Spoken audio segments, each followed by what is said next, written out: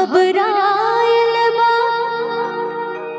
चिट्ठी लिखले होए घरे छाठ हम करत बानी कैसे दौड़ा ले जाए हम जुड़राइल बा हो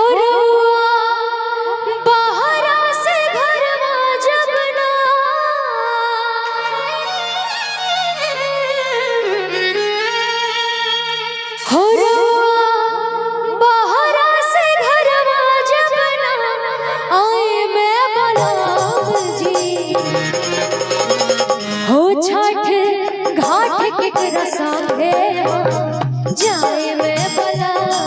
जी हो छठ घाट केकरा संगे जाए में बलम जी रउआ बहरा से घरवा जब ना हो रउआ बहरा से घरवा जब ना आए में बलम जी हो छठ घाट केकरा संगे जाए में बला जी हो छठ घाट केकरा संगे जाए में बला जी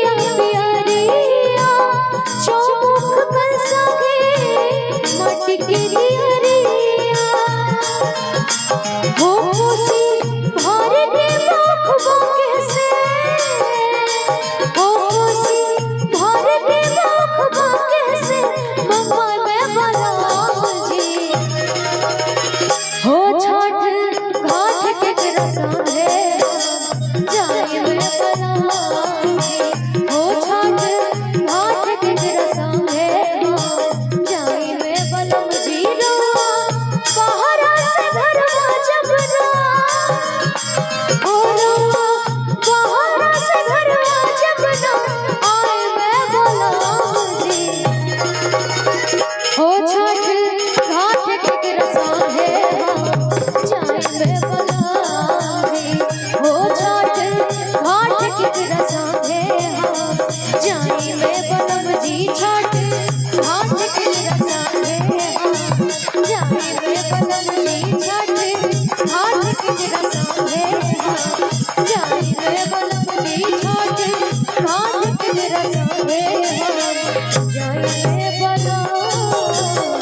जी